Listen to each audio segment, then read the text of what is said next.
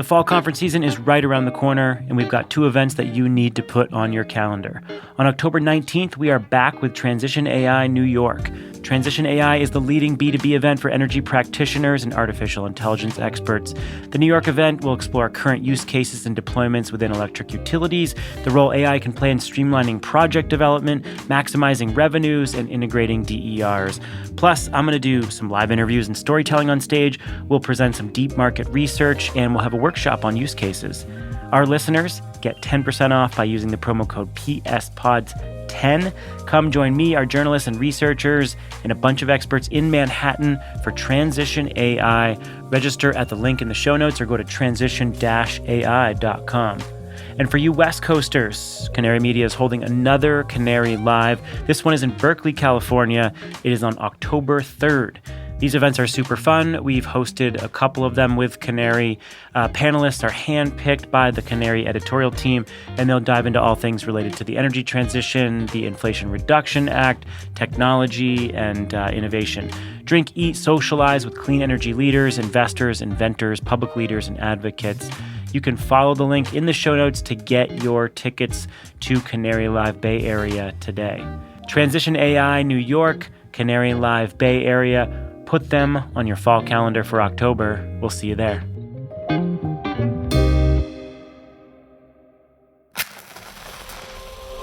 From the studios of Postscript Media and Canary Media. In an effort to make the scale of our problem with heat-trapping gases resonate and get beyond scientific terms like parts per million and tons of CO2, there are lots of good analogies out there for emissions. Some involve slices of cake, weight loss, turning ships around. But if you talk to anyone in the carbon removal space, they'll almost certainly point you to this one. So I like to think of it as sort of a bathtub. Savvy Bowman is an expert on carbon management at ClearPath, a nonprofit focused on how to support tech innovations to reduce emissions. I cover point source capture. I also work a little bit on steel and concrete manufacturing decarbonization and natural and agriculture solutions, but I myself specialize in carbon dioxide removal. All right, so back to the bathtub. The tub is our atmosphere and oceans, and you've got the faucet on full blast filling the tub, and that's our power plants and factories and cars. When you think about how long that faucet has been open, we're now at a point where the tub is overflowing and the water is kind of getting everywhere. And we need to turn off the faucet, the source of the emissions. That's building more renewables, putting more EVs on the road, shutting down coal power plants, and phasing down oil and gas extraction. But we also need to clean up the mess that we created. The bathroom is flooded, after all. One of the things that carbon mitigation strategies focus on, like carbon capture, would be turning off the faucet. But carbon dioxide removal is particularly unique because it's able to really tackle the emissions that are already in our atmosphere. Carbon dioxide removal. This includes an emerging class of engineered technologies that directly capture CO2 from the air and store it or turn it into usable products. It's both the drain and the superabsorbent towel in this overflowing bathtub analogy. And I love this example. It clearly and simply shows why we need to tackle emissions from both sides, the faucet and the drain. But not everyone is moved by a good analogy, including the members of the Article 6 supervisory body of the United Nations Framework Convention on Climate Change, who recently said they are not convinced CO2 removal is a real solution. So UNFCCC sets an overall framework for intergovernmental efforts to tackle challenges that we have with emissions. The Article 6 supervisory body issued a guidance in May of this year, which, by the way, is not formally approved yet, and included a technical note that states that engineered carbon removal activities do not contribute to sustainable development. The proposal also calls carbon removal solutions unproven, especially at scale. This draft language is a big deal for a couple of reasons. First, it conflicts with what the Intergovernmental Panel on Climate Change says about the need for carbon removal. The IPCC is the UN body of international scientists that informs how the UNFCCC considers the policy framework for cutting emissions. And secondly, it could have huge ramifications for how language gets adopted in upcoming international climate negotiations. The UNFCCC was essentially arguing that carbon dioxide removal solutions might take away resources from current and existing mitigation solutions that are being deployed. There's fear of moral hazard. Potentially, yes. But I think that the UNFCCC should be aligning closely to the IPCC report's definition of carbon dioxide removal, in that it is a solution that's part of the puzzle to reaching our net zero goals.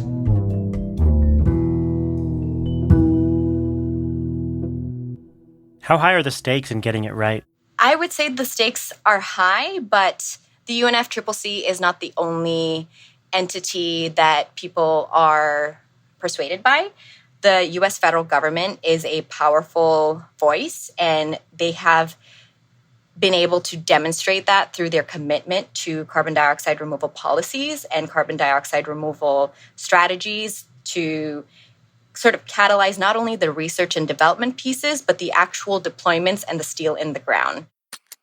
The carbon dioxide removal industry is growing. It includes a wide array of techniques and technologies that are getting serious attention from governments and investors, and also some debate. This is a proven technology, and we have the ability to develop this technology now. I think the question that we really should be focused on is scale.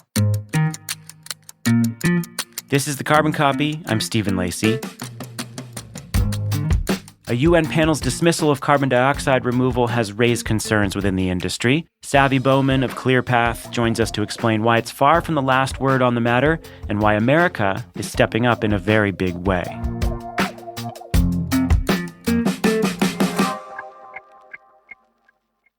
America's green banks are preparing to unleash a wave of capital for clean energy. The Greenhouse Gas Reduction Fund invests a historic $27 billion in projects nationwide. This could mobilize up to $150 billion of private capital for solar, storage, efficiency, and electrification in underserved communities. So how do we deploy those billions quickly, efficiently, and with the highest impact? On July 18th, Latitude Media and Banyan Infrastructure will host a virtual event exploring the on-the-ground realities of making America's green banks a success. Register for free by clicking the link in the show notes or go to latitudemedia.com/events. Clean energy and climate tech are policy-driven industries, and anyone working in this field touches local, state, and federal policy in a very real way. And that's why you should be listening to Political Climate, a podcast from Latitude Media and Boundary Stone Partners that delivers an insider's view on climate policy and politics. Every other week, co-hosts Julia Piper, Emily Domenech, and Brandon Hurlbutt cover the nuances of government funding, regulations, backroom negotiations, and the election, of course. Political Climate is a show for people who want authentic conversations and strong opinions from voices across the political spectrum. Listen at latitudemedia.com or subscribe to the show anywhere you get your podcasts.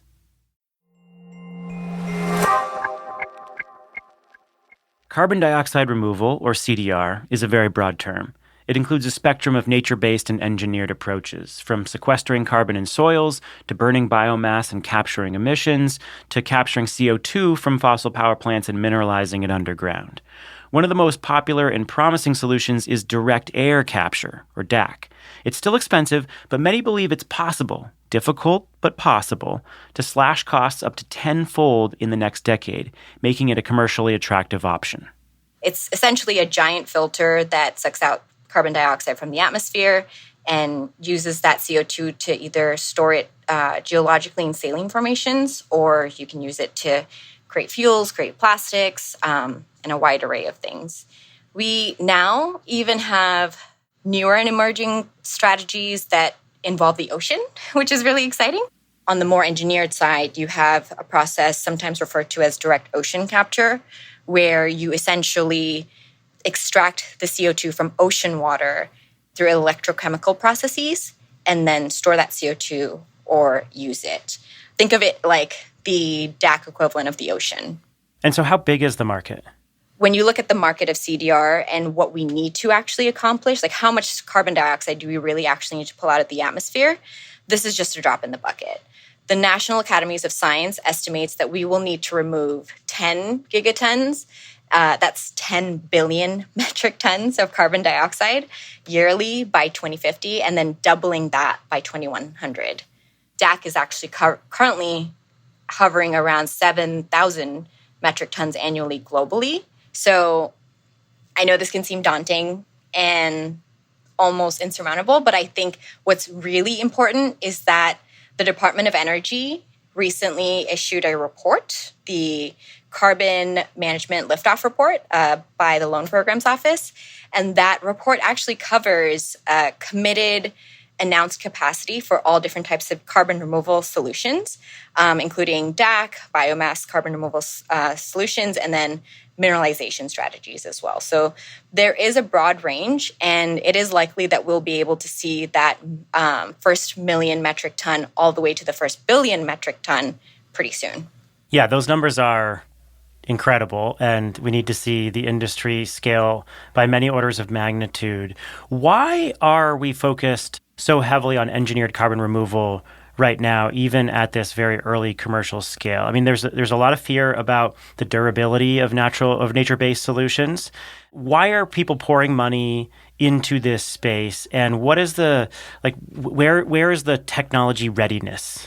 The reason why the industry has taken so much focus on engineered solutions is because engineered solutions are able to remove carbon dioxide at the speed and scale that's required to reach our net zero targets. Natural carbon removal solutions are a very important piece of the puzzle, and we need those to continue working.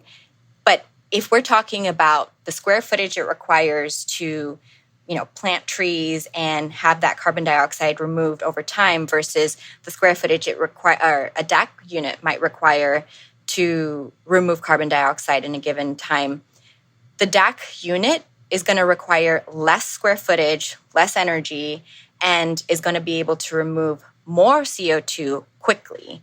And that's what we're really focused on, the more CO2 and quickly part. If we look at the types of technologies for direct air capture and how ready they are for deployment today, there are a couple different sort of mediums. So before I kind of cover what's getting popular today, I'll talk about how direct air capture kind of works. So the DAC process takes in air passively, which reacts to a contactor. A contactor is just a big word for a material or a medium that carbon dioxide sticks to. The carbon dioxide is then stripped away from the medium, typically through a process called regeneration, where heat is used and quite a bit of energy to then strip out the CO2 to then store it or use the CO2. Today, the types of mediums, quote unquote, that are popular are solid sorbents and liquid solvent technologies. Those are the most that I've seen sort of that demonstration level activity. And then while, liquid solvents are expected to come closer to that low cost faster compared to solid sorbents, it's still uncertain which technology will be low cost as more projects develop. I think it's too early to say which one will be the competitive solution because we're still looking at the scale up and the logistics with scale up and how that's going to affect cost.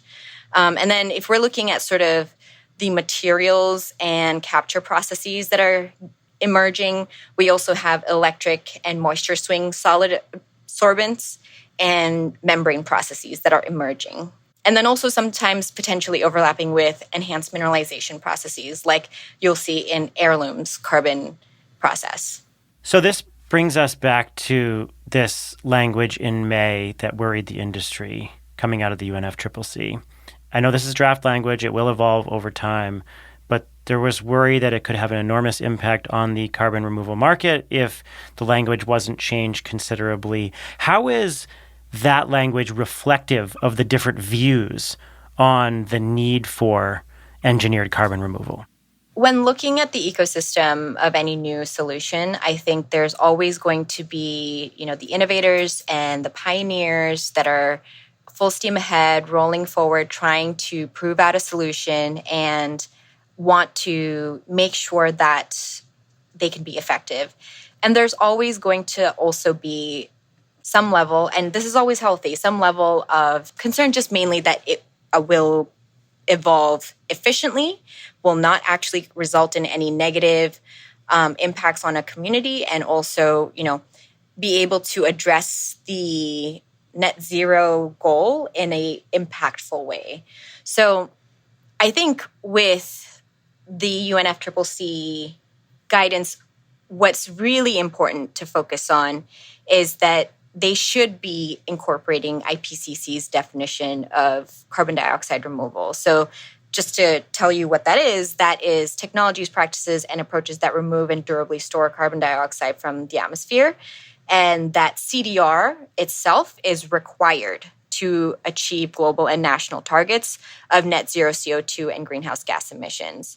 And I think also kind of piecing together that these communities that might have concerns are also just looking for solutions that align with their thinking, right? In CDR, I think it's unique because there's a solution for everybody. There are natural-based solutions, there are hybrid-based solutions, and engineer-based solutions. So in an area where there might be a little bit more apprehension to deploy something like an engineered solution, there's always another alternative that can be brought into the mix. There's enhanced mineralization that can be used. There could be bioenergy with carbon capture and storage. So in that way, I feel like there's actually a unique opportunity for everybody because there's a different type of CDR for everybody.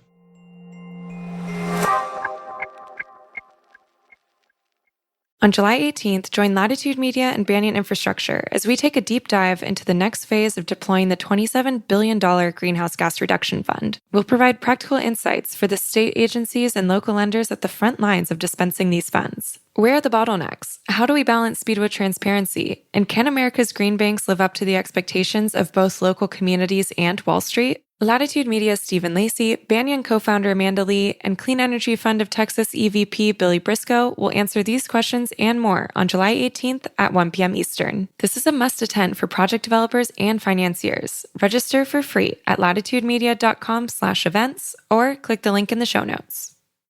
I'm Julia Piper. I'm Brandon Hurlbut. And I'm Emily Domenech. A little over a year ago, political climate took a break so we could focus on the groundwork of implementing America's biggest ever climate bill, the Inflation Reduction Act. I'm excited to say, political climate is back. And I'll be joined by my two co-hosts to riff on the top political stories and insider scoops from state houses to the halls of Congress to regulatory agencies and even international climate talks. We'll explain how those developments are driving industry decisions today. Political Climate is a show for people who want authentic conversations. And to learn about how energy and climate policy is shaped within both political parties from the people who have actually helped shape it. So join me, Brandon, and Emily every other week, starting in April, for fresh episodes of Political Climate. Subscribe to the show wherever you listen to podcasts.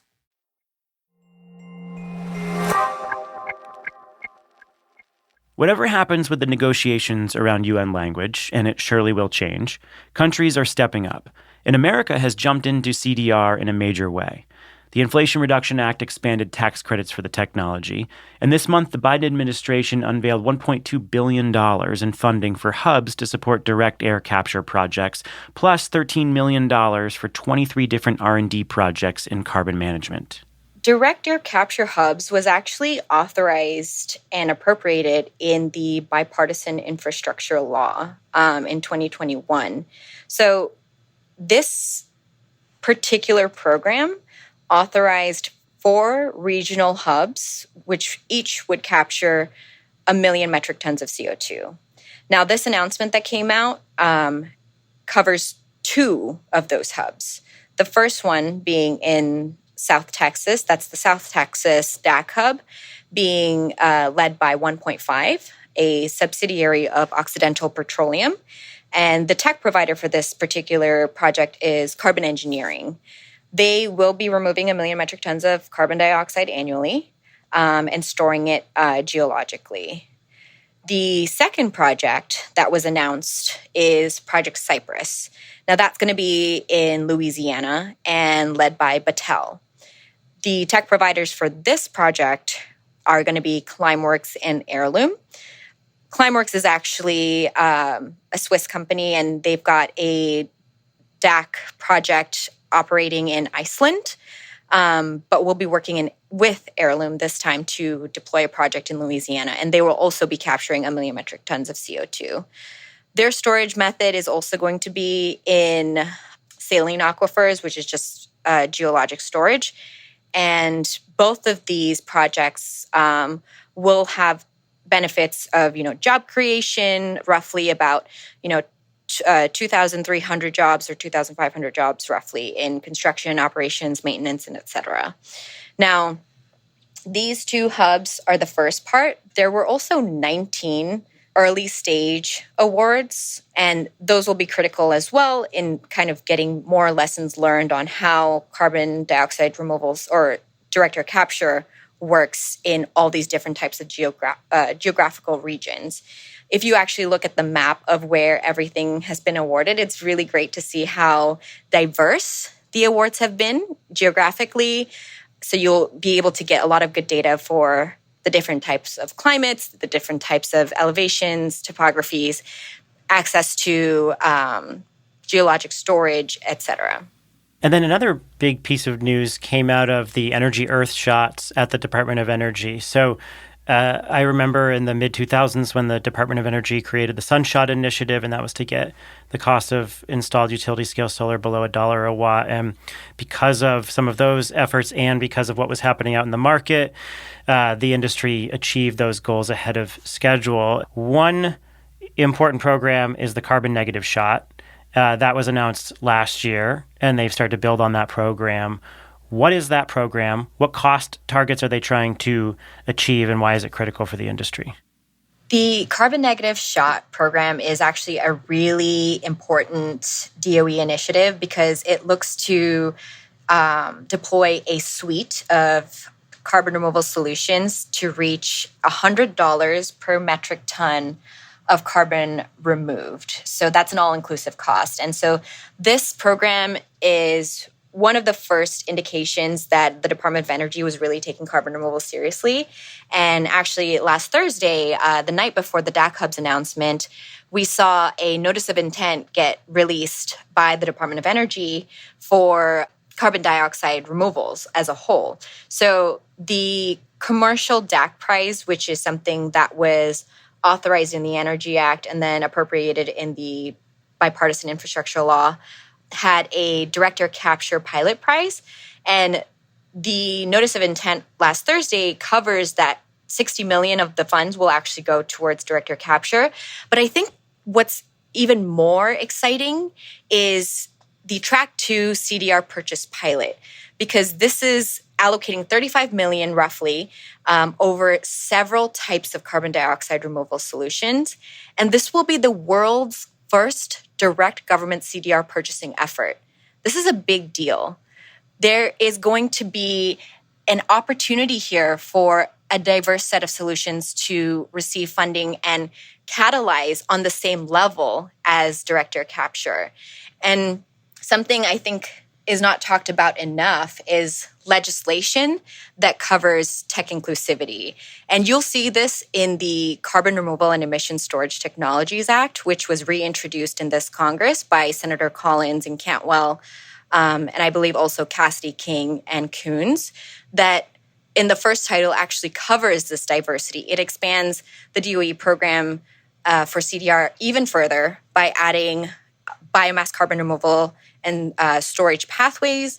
It includes a little bit more direction for ocean carbon removal.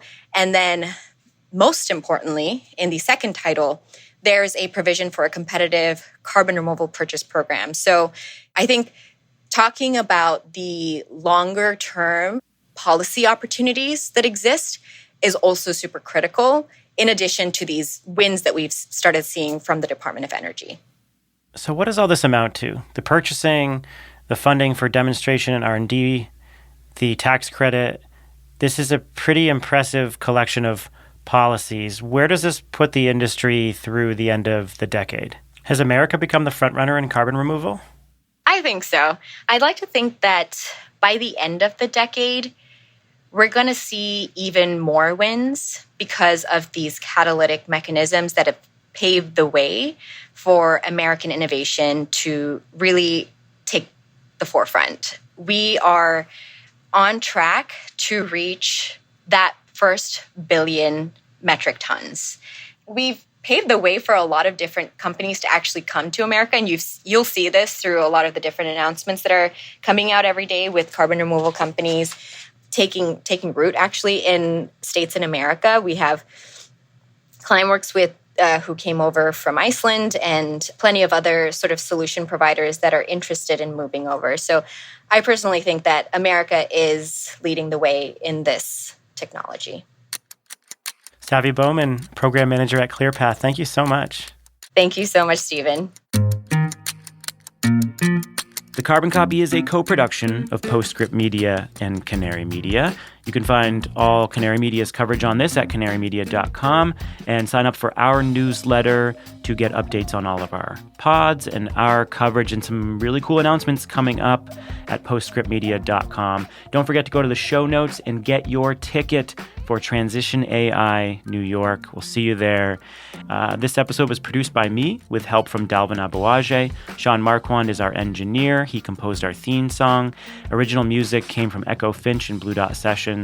Postscript Media is supported by Prelude Ventures. Thanks to Prelude. They are a VC firm that partners with entrepreneurs across a range of sectors. They make investments in energy, food and ag, transportation, logistics, advanced materials, manufacturing, and advanced computing. And if you like the show, Apple or Spotify are the place to go to give us a rating and review. And of course, you can hit us up on social media if you have comments on what we're covering. I'm Stephen Lacey. This is The Carbon Copy. We'll catch you next time.